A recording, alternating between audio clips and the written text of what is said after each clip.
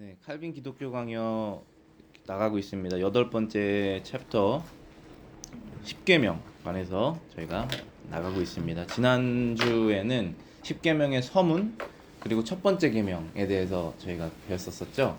10계명이라고 하면은 저희가 아주 어렸을 때부터 주일학교 다녔을 때부터 알았던 그 계명인데 그 10계명의 서문은 이렇게 지나칠 때가 많이 있어요. 내가 너의 여호와 하나님이고 애굽에서 너희를 구원해낸 하나님이다라고 하는 그런 말씀이 그 서문으로 있었죠. 그러니 너희는 이 계명을 지켜라. 그것이 이제 10계명의 서문이었고, 첫 번째 계명은 나 이외에는 다른 신을 섬기지 마라 라는 것이 첫 번째 계명이었습니다. 그러면 오늘은 둘째 계명하고 셋째 계명을 저희가 함께 살펴보겠습니다. 출애굽기 20장 4절에 있죠. 너를 위하여 새긴 우상을 만들지 말고 또 위로 하늘에 있는 것이나 아래로 땅에 있는 것이나 땅 아래 물속에 있는 것에 어떤 형상도 만들지 말라. 우상을 만들지 말아라. 너희를 위하여 어떠한 형상이든지 만들지 말아라 라는 것입니다. 첫째 계명이 하나님께서 유일하신 하나님이시다 라는 것을 알려주신 계명이었다면, 둘째 계명은 하나님께서 어떠한 영광을 받으셔야 되는 분이시고 세상 것들을 통해서는 영광을 받지 못하실 분이시다라는 것을 알려주는 내용이죠. 왜냐하면은 우리가 세상적인 사람이기 때문에, 육적인 사람이기 때문에 하나님을 예배할 때 뭔가를 통해서 예배할 수밖에 없는 존재거든요. 그래서 뭔가를 하려고 합니다. 항상 하나님을 섬길 때 자신이 볼 수 있는 형태의 어떤 것, 자신의 감각으로 느낄 수 있는 어떤 형태의 어떤 것을 통해서 하나님께 예배드리려고 하는 것이죠. 그런데 하나님께서 어떠한 형태들 만들지 말아라 너희를 위해서 하는 것이 이제 두 번째 계명입니다. 그래서 첫 번째 계명하고 두 번째 계명은 물론 하나님께서 주신 계명이지만 다른 내용이에요. 유일신 하나님이시다라는 게 첫 번째고, 그 유일신 하나님을 섬길 때 어떠한 세상적인 형상으로는 섬기지 말아라, 이런 것이 이제 두 번째 계명이죠. 지난주에도 제가 말씀드렸지만 천주교에서는, 로마 카톨릭 교회에서는 1번, 2번 계명을 합쳤죠. 그래서 마치 우리도 그게 하나의 계명, 같은 내용의 계명이라고 생각할 때가 있습니다. 우상을 섬기지 말아라고 했으니까 나는 지금 우상을 섬기지 않으니까 1번, 2번은 같은 건가? 근데 사실 그렇지 않죠. 그래서 이 계명의 목적은 미신적인 의식들을 예배에 첨가하지 마라, 그런 뜻이라고 볼 수 있습니다. 유일신 하나님을 섬길 때 사람의 미신적인 것을 섞으려고 하는데 그것을 이제 하지 않도록 명령하신 것이 두 번째 계명입니다. 그래서 이 두 번째 계명은 첫 번째는 하나님 예배 대상, 누구에게 예배해라라는 게 첫 번째라면은, 두 번째는 예배 방식이라고 말할 수 있어요. 어떤 방식으로 예배를 해라. 그리고 세 번째는 우리가 하나님의 이름을 망령되이 일컬지 말라라고 하는 거니까 예배 드리는 마음이라고 말할 수 있고, 네 번째는 예배 드리는 날짜, 주일을 기점으로 해서 예배 드리는 그런, 우리 매일 드리는 게 예배지만은 그래서 공예배, 그런 거를 정하신 것이죠. 두 번째 계명이라는 것은 예배 드리는 그 내용, 형식, 그거를 하나님께서 알려주신 것입니다. 그러니까 내가 원하는 대로 내가 예배 받기를 원한다. 성막이나 이런 거를 만드실 때도 아주 디테일하게 명령을 하시잖아요. 이 재료를 써라, 이렇게 만들어라, 얼마나 크게 만들어라, 몇 개를 만들어라, 이렇게 하시는 이유가, 어떻게 지금 보면은 무의미하지 않습니까? 지금은 우리가 예배를 드릴 때 의자를 몇 개를 놔라 뭐 이런 게 하지 않잖아요. 지금은 무의미하지만, 무의미하게 된 이유는 그리스도께서 다 이루셨기 때문에 의미가 없게 된 것이지, 원래 하나님께서는 그런 걸 하나하나 원하시는 대로 받으시길 원하신 분이시다라는 사실은 변함이 없죠. 그래서 이 두 번째 계명이 그런 뜻입니다. 이 계명은 두 부분으로 나눠져 있다. 첫째는 우리의 방종을 제어하여 우리가 이해할 수 없는 하나님을 우리 인지 감각에 예속시키거나 또는 그를 어떤 형태로든지 감히 표시하지 못하게 하는 것이다. 둘째는 어떤 우상도 우리 종교의 이름으로 숭배하는 것을 금하신 것이다. 방금 제가 설명해드린 내용이죠. 그 다음 절 두 절 출애굽기 20장 5절하고 6절까지도 이제 두 번째 계명입니다. 계명에 포함된 경고죠. 읽어보겠습니다. 그것들에게 절하지 말며 그것들을 섬기지 말라. 나 내 하나님 여호와는 질투하는 하나님인즉 나를 미워하는 자의 죄를 갚되 아버지로부터 아들에게로 3, 4대까지 이르게 하거니와 나를 사랑하고 내 계명을 지키는 자에게는 천대까지 은혜를 베푸느니라. 경고의 말씀이자 축복의 말씀이죠. 두 번째 계명을 지키지 않는 자들에게는 이러한 경고를 하시고 두 번째 계명을 지키는 사람에게는 이러한 축복을 하신다. 그런 내용이죠. 그래서 이것을 통해서 하나님께서는 자신을 우상을 용납하시지 않는 질투하는 존재다라고 말씀하신다. 이 5절 말씀이 그 내용이 담겨져 있죠. 제가 다시 읽어보겠습니다. 그들에게 절하지 말며, 그들은 우상을 말하는 것이죠. 하나님을 섬기기 위해서 사람들이 원해서 만든 우상들에게 절하지 말며 그것들을 섬기지 말라. 나 내 하나님 여호와는 질투하는 하나님이다 라고 말씀하신 거죠. 이 질투하는 하나님이라고 하는 단어를 이 내용을 우리 아이들도 학교에서 메모리 벌스 하면서 외우다가 이게 무슨 뜻이냐고 물어보더라고요. 질투라는 게 뭐냐고 맨 처음에 물어봤고, 그 질투라는 것은 내가 갖고 있지 않은 다른 것을 갖고 싶어하는 마음이다. 다른 사람의 것을 주로. 그게 질투다 이렇게 설명을 해줬는데, 근데 왜 하나님이 질투를 하느냐 이런 얘기를 이제 하였는데, 그것은 우리가 제일 잘 이해하려면은 하나님께서 비유하신 방법으로 이해하는 것이 가장 정확해요. 왜냐하면 우리가 아무리 정확할 머릿속의 내용을 내가 만들어내도 내가 하나님에 대한 오해가 섞여 있기 때문에 왜곡될 수가 있거든요. 그래서 항상 그 하나님이 주신 예라는 것은 아버지와 아들, 남편과 아내 사이의 애정이 있지 않습니까? 특별히 남편이 아내에게 사랑을 얻고자 하는데 아내가 남편에게 사랑을 주지 않고 다른 사람에게 사랑을 주려고 하는 행동이나 마음을 볼 때 남편이 불붙는 질투심이 생길 수 있죠. 정당한 것이죠. 그런 말씀을 하시는 것이죠. 옳지 않은 것을 미워하는 마음. 근데 물론 사람은 거기에 여러 가지 자기 죄성이 섞여 있으니까 그것을 아무리 내가 잘 이해하려고 해도 완벽하게 이해할 수는 없거든요. 올바른 정당한 질투에서 죄성만 빼면 됩니다. 하나님 죄가 없으시기 때문에. 근데 그 부분이 우리가 어려운 부분이죠. 왜냐하면 죄성을 뺀다는 것이 무엇인지 성령의 감동을 받지 않고서는 사람으로서는 이해할 수 없기 때문에, 그렇지만 그것이 정답이죠. 근데 하나님께서는 너희들이 나에게 드려야 되는 그 예배가 내가 받는 것이 합당하고, 그런데 그것을 다른 우상에 줄 때 나는 질투한다 라고 말씀하시는 것이죠. 그래서 무슨 이런 형식적인 관계가 아니라 인격적이고 사랑의 관계이고 떼야 뗄 수도 없는 그러한 관계 속에서 하나님과 우리와의 그 관계가 있다라는 것도 우리가 이해할 수가 있는 것이죠. 질투하는 존재다라고 말씀하시고, 그분은 그의 존엄이나 영광을 피조물이나 새겨진 우상들에게 이전시키려는 자들에게 원수 갚는 자라고 선언하신다. 지금 우리가 사는 이 현대 사회에서 누가 어떤 우상 이제 숭배 같은 거를 성상을 만들어 놓고 하느냐 할 수 있지만, 우리 마음속에 하나님 이외에 대체되는 것들은 다 결국 세상 것들이거든요.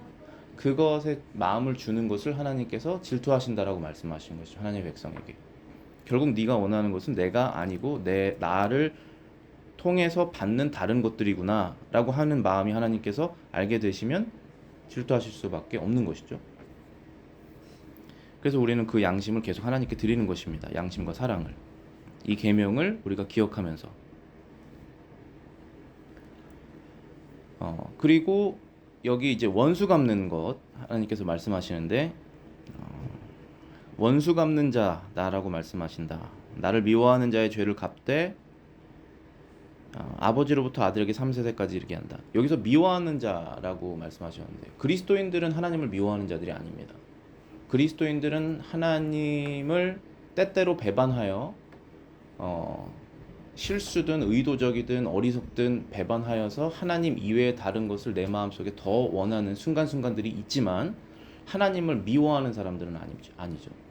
여기에서는 아예 구원의 은혜를 받지 않은 사람들을 말하는 것입니다. 당연히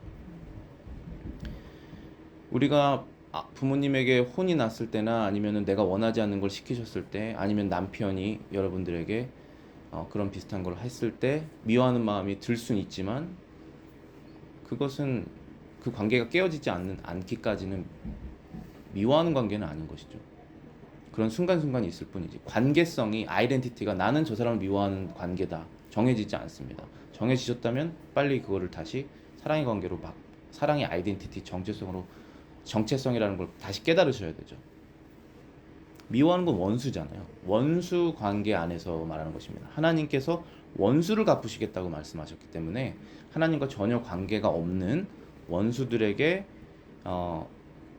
이 저주를 내리시겠다라고 말씀하신 것입니다.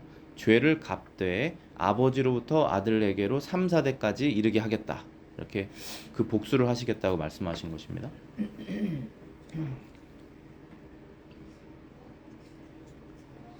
근데 우상 숭배를 하는, 하나님 외에 다른 것을 더 사랑하는 그러한 것을 회개하지 않고 연속적으로 평생 계속 하게 되는 사람이 그리스도인이 아닌 사람들이잖아요. 우리가 늘 그렇게 살아왔었고, 그 되기 전에는 그 사람들에게 죄를 갚는데 그 죄를 그 사람에게만 갚을 뿐 아니라 3, 4, 그러니까 3대나 4대까지 갚겠다, 이렇게 말씀하신 것입니다.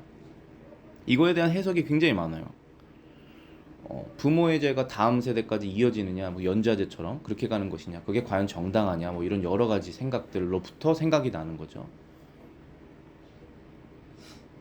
근데 일단 그거를 말하기 전에 그 다음 구절을 보시면은, 나를 사랑하고 내 계명을 지키는 자에게는 천대까지 은혜를 베푼다. 이 구절을 우리가 생각하면서 그 전 구절을 생각을 해야지 하나님의 올바른 뜻을 우리에게 알려주시려고 하는 뜻을 알 수 있는 것이죠.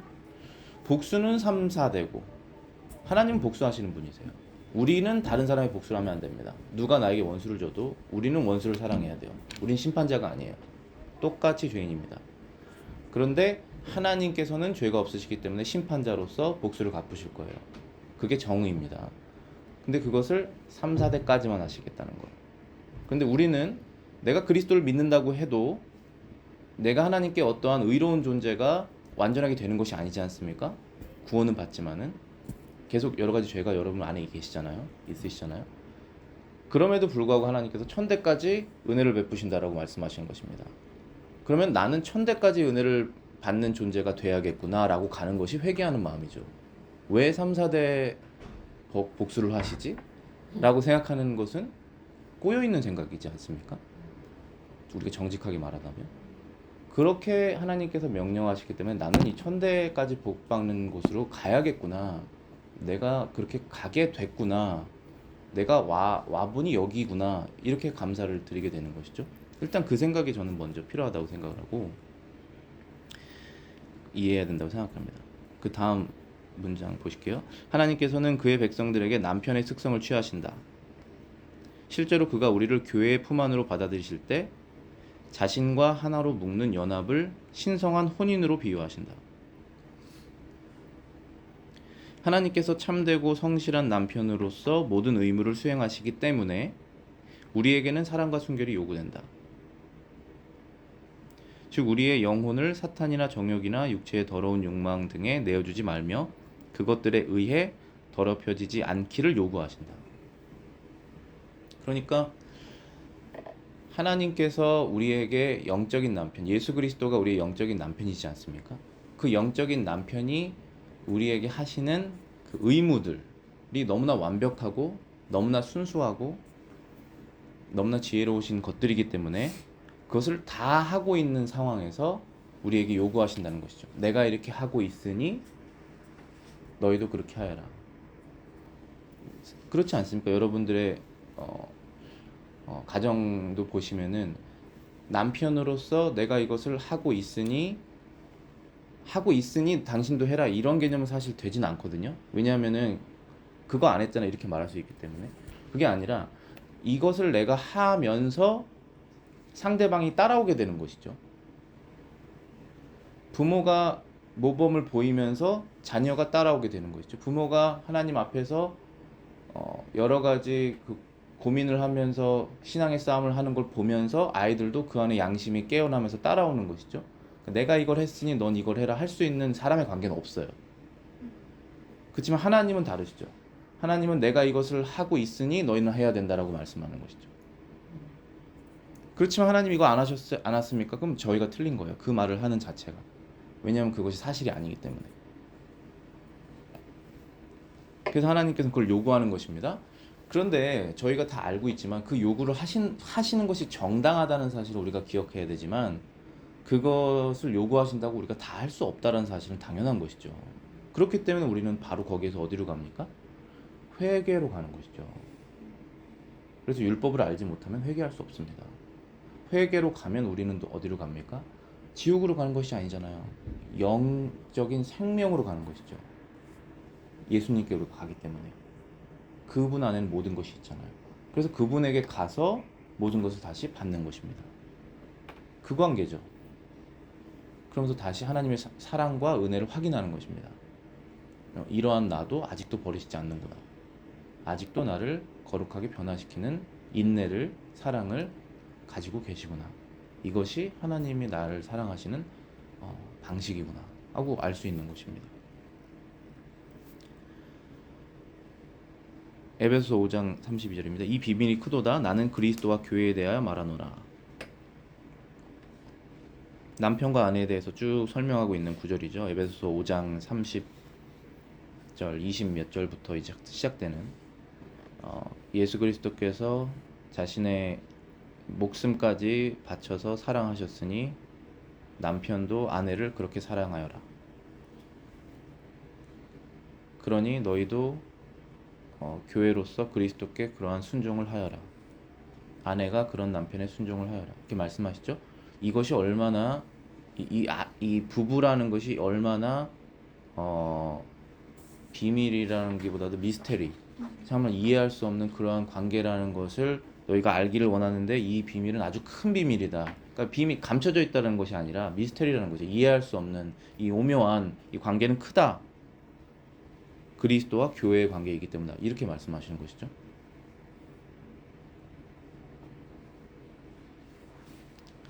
아무도 자신의 죄로 인한 여러 대에 걸쳐 행해지는 하나님의 공의로운 복수를 비난할 수 없다.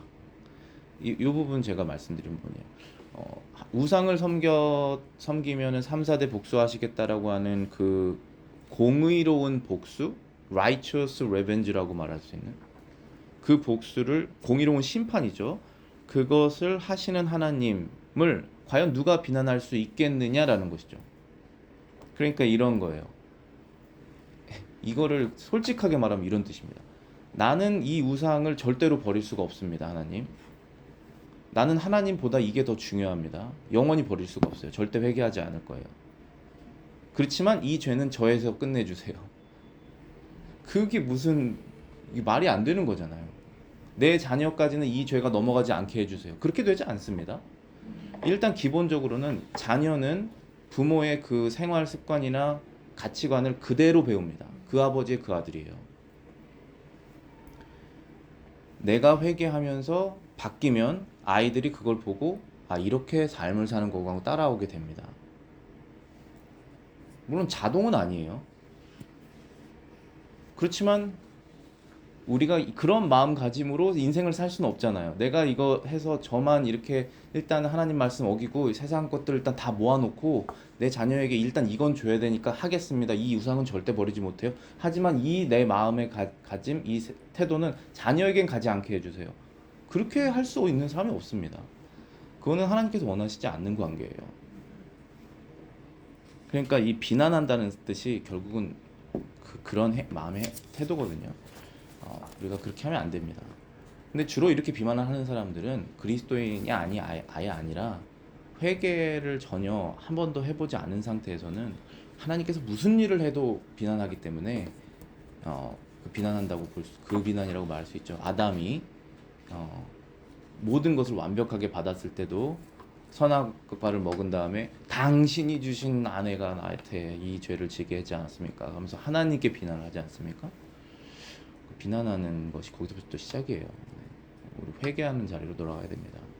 다 문제의 시작은 여러분 안에 있으세요. 그러면서 하나님 앞에 회개하러 나아갑니다. 그러면 그때부터 해결될 거예요.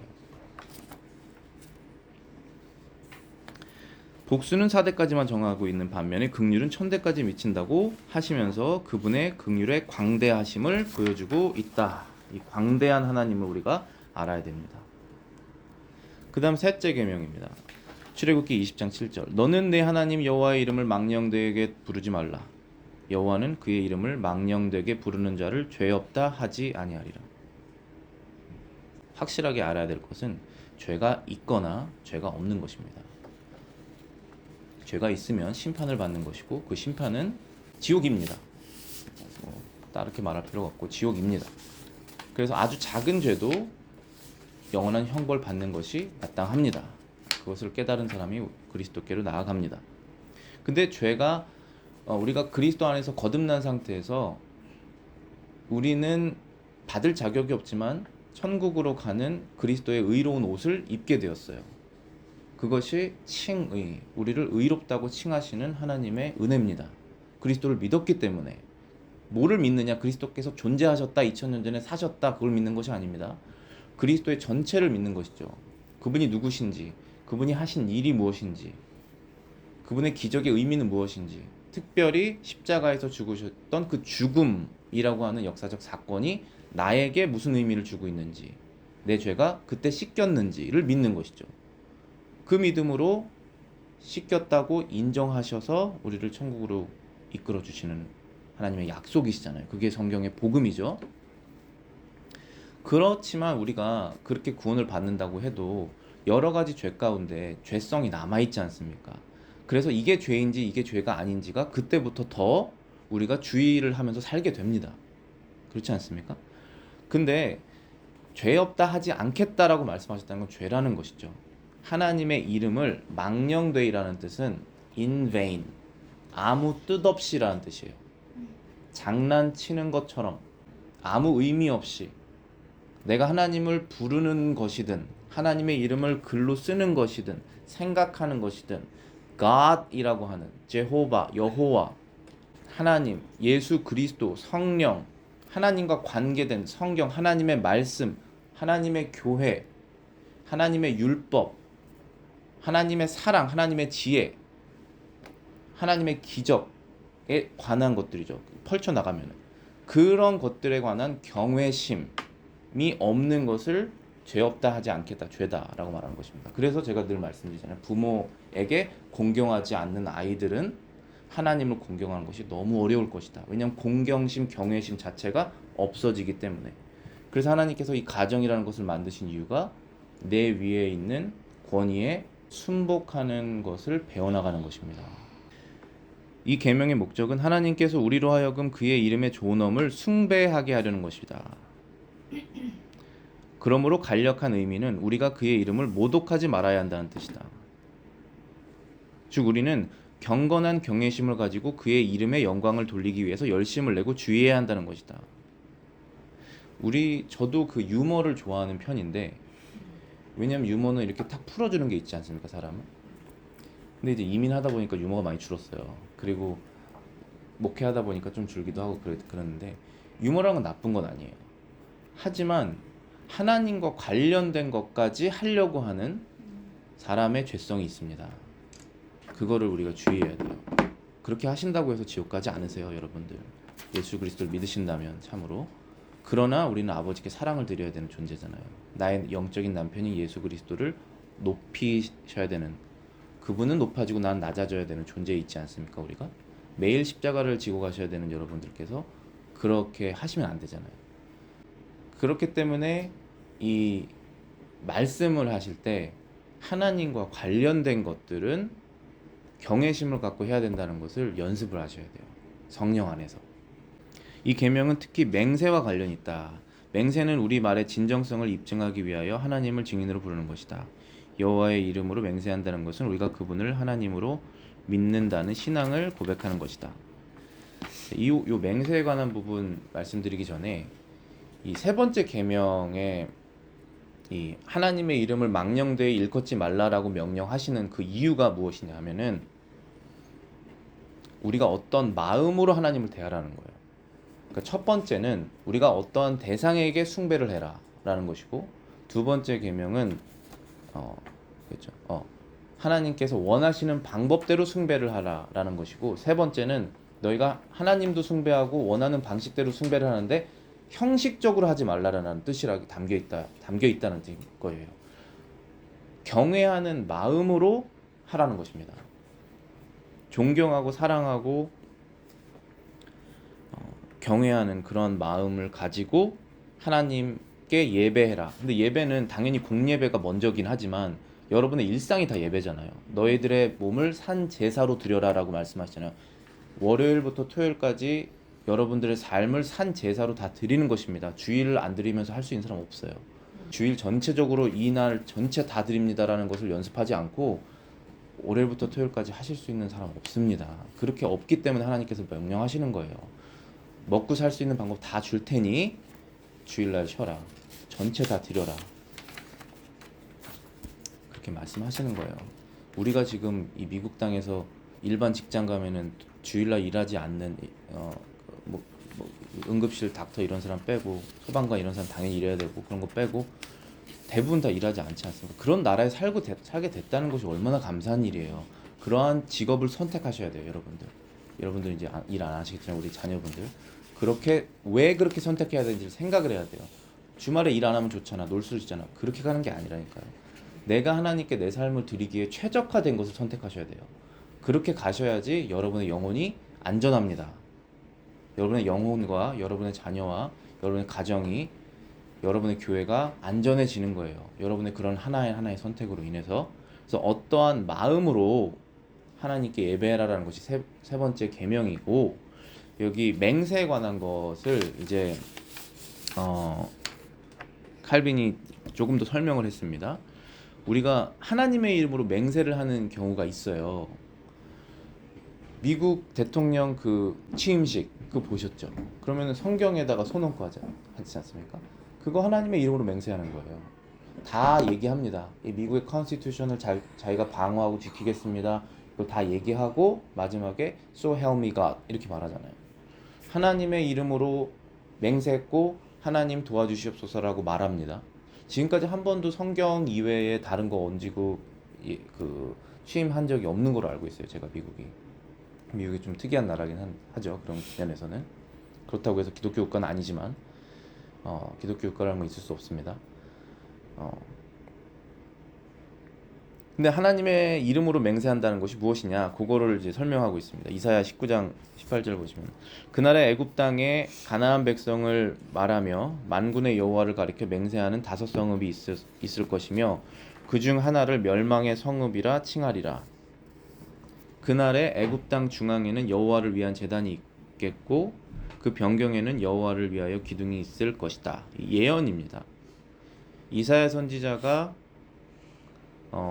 예언한 것에 따르면 그날에 애굽 땅에 가나안 방언을 말하며 만군의 여호와를 가리켜 맹세하는 5성읍이 있을 것이다. 애굽의 큰 땅이고 여러 성읍이 있을 것인데 그 중에 5성읍은 하나님을 가리켜 맹세하는 성읍이 있을 것이다. 가나안 말을 쓰면서. 그게 무슨 뜻이냐 하면 그 다음 구절이 설명하고 있는 것입니다. 그날의 애굽 땅 중앙에는 여호와를 위하여 제단이 있겠다. 그 변경에는 여호와를 위한 기둥이 있을 것이다. 결국 예배라는 것입니다. 애굽이라는 나라는 이방 민족이잖아요. 바벨론. 하나님을 믿는 예배가 거기서 일어나지 않습니다. 그런데 하나님의 섭리 가운데 그렇게 될 것이다라고 예언하고 있는 것입니다. 그래서 결국은 하나님의 이름을 가리켜 맹세하는 사람들이 있다는 뜻은 맹세가 나쁘다는 것이 아니죠. 지금 여기서 맹세가 예배라는 것입니다. 예배와 관련돼 있다는 것이죠. 여러분들이 기도하실 때 누구 이름으로 기도합니까? 예수 그리스도의 이름으로 기도하시는 것이에요. 그리고 끝에 뭐라고 말씀하시죠? 아멘이라고 말씀을. 그거 맹세입니다. 저 이렇게 믿습니다라고 하는 맹세예요. 그 말씀하실 때 나의 신앙을 고백하지 않습니까? 우리가 기도할 때 이거 주십시오라는 그러한 간구 기도도 하지만 감사 기도도 하고 동시에 우리의 신앙 고백도 하지 않습니까? 기도 전체가 신앙 고백인데 그거 항상 맹세하시는 거예요, 하나님께. 그래서 어떠한 마음으로 하는지를 하나님께서 보신다는 것이죠. 그냥 할 수 있지 않습니까?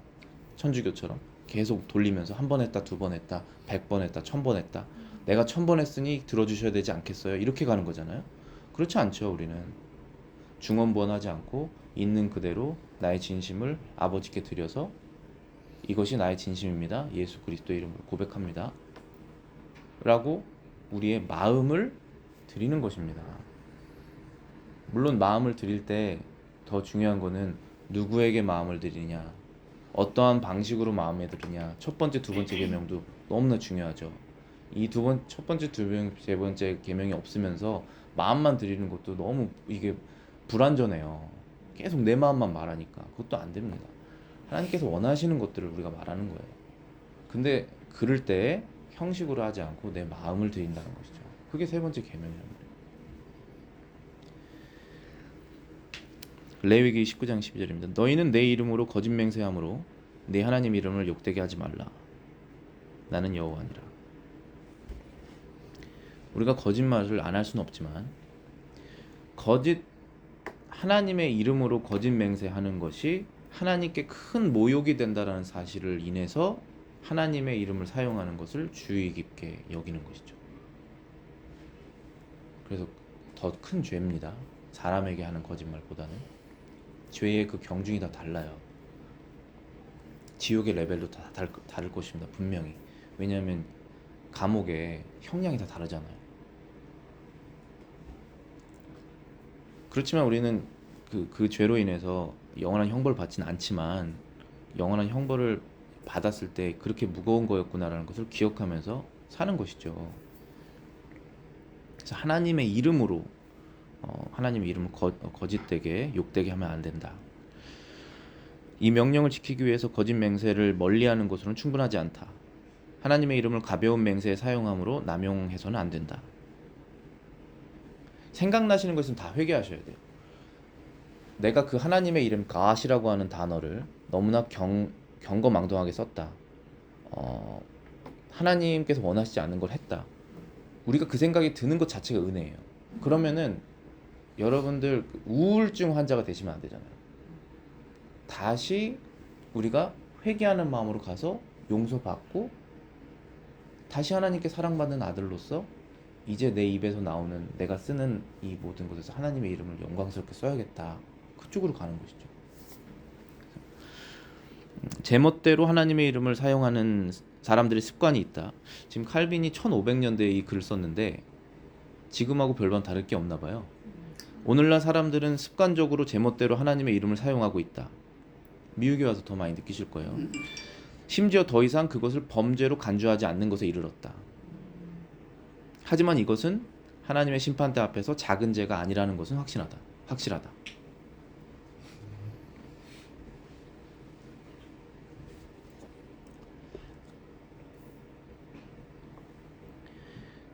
그러나 하나님께서 필요시 하나님의 이름으로 진실을 맹세하는 것을 허용하신다. 자, 이 부분이 있죠. 우리가 하나님의 이름으로 맹세해야 될 때가 있습니다. 여러분들 세례 받으실 때 다 맹세하신 거예요. 교인 되실 때 다 맹세하신 것입니다. 저도 세례 받았고 유아세 받았으니까 제가 맹세하지 않았지만 교인 됐을 때 맹세했고 그리고 목사 됐을 때 맹세했습니다. 그 맹세 해야 될 때 있어요. 그때는 해야 됩니다. 그런데 어떤 마음으로? 하나님께 경건한 마음으로 하는 것이죠. 출애굽기 22장 10절입니다. 두 사람 사이에 맡은 자가 이웃의 것을 손을 대지 아니하였다고 여호와께 맹세할 것이요 그 임자는 그대로 믿을 것이며 그 사람은 배상하지 아니할 것이다. 그때 당시 하나님께서 직접 통치하실 때 이러한 맹세를 허용하셨죠. 둘 다 다른 말을 하고 있어요. 누가 진짜인지 알 수 없습니다. 그때 하나님의 이름으로 맹세하면 답이 나옵니다. 그때는 하나님께서 직접 심판하셨기 때문에 거짓말로 맹세를 하면 바로 죽을 수 있지 않습니까? 그래서 죽는 걸 사람이 제일 무서워하기 때문에 거짓말하지 않습니다. 하나님 그 심판 앞에서. 왜냐면 지금은 우리가 하나님의 심지어 이렇게 우리가 경거망동해서 하나님의 이름을 막 사용하고 하나님의 이름으로 심지어 거짓말을 했다고 해보세요. 진짜 이거 큰 거 뭔가 걸려 있어가지고 그때 벼락 내려서 죽이시지 않잖아요. 우리 길 가다 사고로 막 죽지 않습니다. 그렇게 하나님께서 지금 그러한 방식으로 하시지 않으세요. 구약 성경은 다르죠. 구약 성경은 하나님께서 직접 통치하시는 때입니다. 사울이 왕 되기도 전이에요. 하나님께서 왕이세요. 이스라엘에. 그때 그래서 사람들이 바로 죽을 수 있기 때문에 하나님의 이름만 걸려 있으면 거짓말하지 않는 거예요. 그럴 때는 하나님의 이름을 사용하라고 명령하시기도 한 것이죠. 그래서 모든 그 맹세를 할 때 하나님의 이름으로 하면 아예 안 된다. 그것도 성경적이지가 않아요. 요약입니다. 첫 번째 계명, 나 이외에 다른 신을 섬기지 말라는 것은 하나님께서 자신의 백성 위에 완전한 권위를 실행하고 있음을 가르친다. 두 번째 계명, 너희를 위하여 우상을 만들지 말라 라고 하는 것은 우리가 어떻게 하나님께 예배해야 되는지를 가르친다. 세 번째 계명, 하나님의 이름을 망령되이 일컫지 말라라는 것은 우리가 하나님의 이름을 어떻게 높여야 되는지, 어떠한 마음으로 높여야 되는지를 가르친다. 그리고 다음 주엔 저희가 네 번째 계명 배울 것입니다. 네 번째 계명은 우리의 육신적인 본성을 죽이고 하나님 나라에 대해서 묵상해야 함을 가르친다.